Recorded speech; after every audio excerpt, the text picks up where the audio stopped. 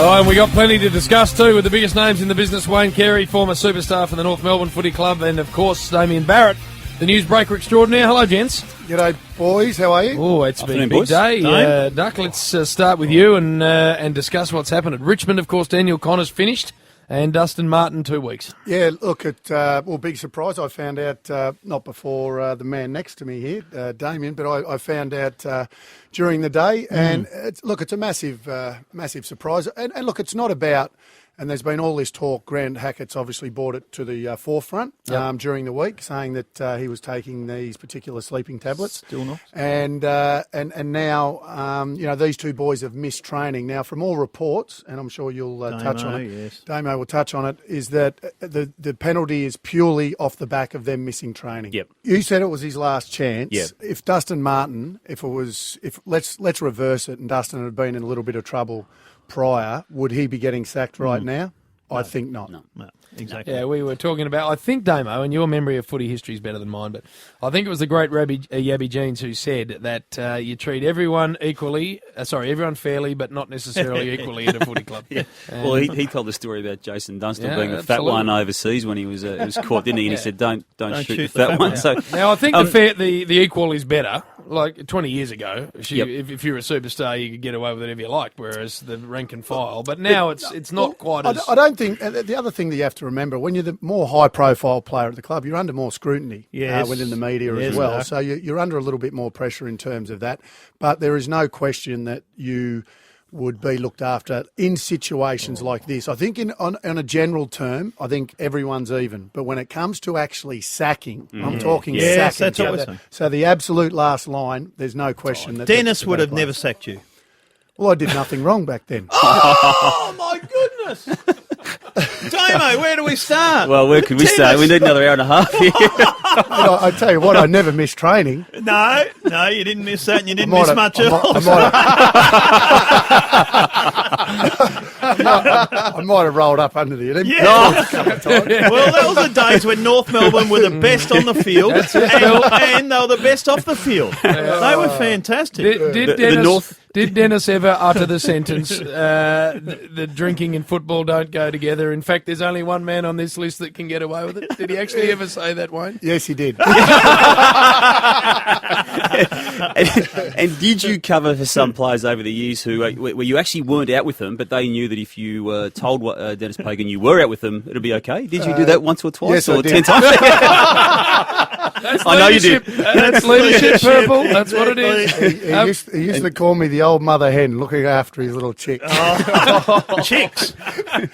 Stuck, you played in the EJ Whitten Legends game last night. How did we pull up? Not too bad. I just heard Danny Green's name mentioned. He got a handball last night. He did. And I was right behind him. I reckon I could have just about caught him, but I put in a couple of short steps and didn't quite get to him. You'd go right against him. He's still pretty fit. You're kidding, aren't you, Billy? Well, those stories we hear about the bouncers you're an idiot. And big Maori bouncers, and you go bang bang. It was a lot of it was a lot of fun. A little bit sore in the knees, but what a great concept, good fun. Oh well, Fev took it a bit serious. 26,000 people there, biggest crowd ever. And ratings today come out on Channel 9. Unbelievable, Enormous. number one show of the night. People love it. People love entertainment and watching you superstars play. Isn't it amazing? Old hacks can't run anymore, can't jump, can't do anything. Although Fev, he was good. Yeah. What did you say? Was that an audition? Audition. Don't worry. He would have sent that tape to Carlton Footy Club this morning, hoping that if they didn't see it, have a look at this, Rats, because 4 in the second quarter, 9 goals, and he was good, and he was leading like it was fair dinkum stuff. He was leading what's the like protocol, he was shot out of a cannon. You're not allowed to try too hard, are you? Well, and did he? Well, look, and that is the guys go out there to have a little bit of fun. You can see the. You can see the boys, they're half pace, they flick the ball around, they give it to the guys, the guys off the block and young Peter Macy and these guys, and they flick it around. Well, you reckon Fev took a mark and he was 80 metres out and he was lining up. I think it was in the third quarter, and I thought, a little bit too serious.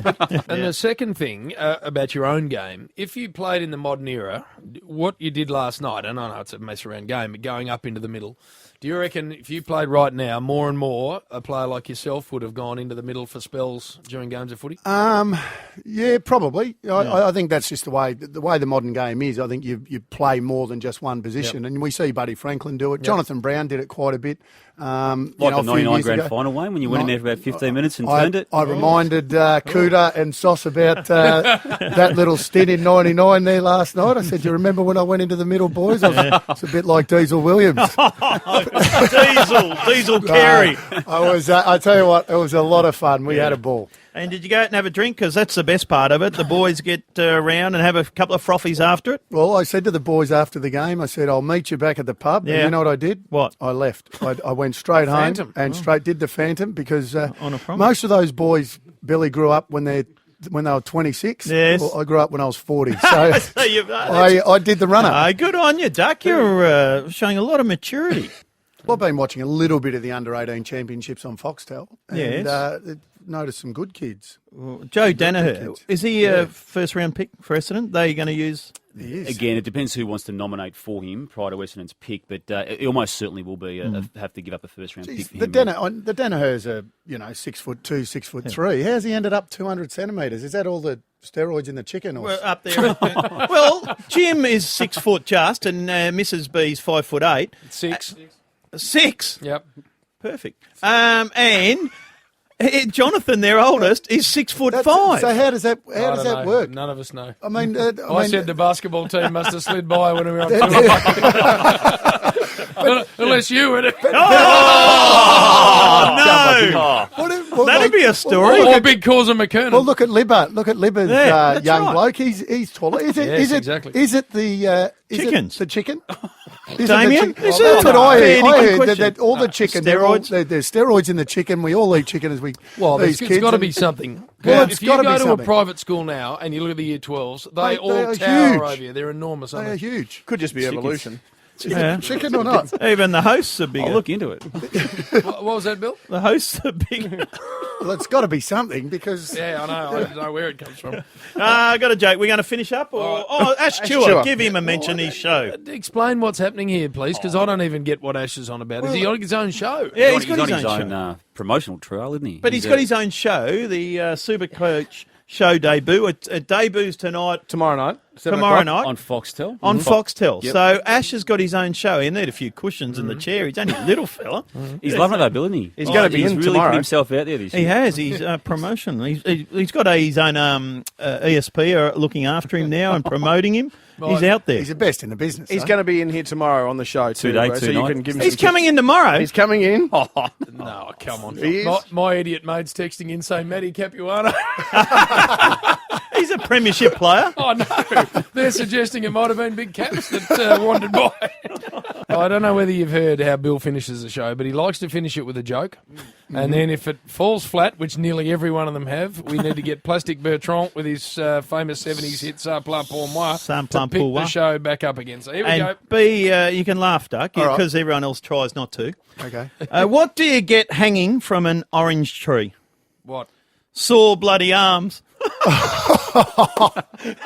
likes it. Oh, no. Duck likes it. Oh, no. Thank you, Stefan. This is where here we go. You ready, Duck? Duck? Tumbleweed wanders this would have been in your day when you were at the Black Spider. What was that? The Redback. Redback. The Black Spider. Here comes Plastic. Come on, Bill. Here we go. Ça plane pour moi. Ça plane pour moi. Wah, wah, wah, wah. Ça plane pour moi. Ready, Damo? Woo! Ça plane pour moi.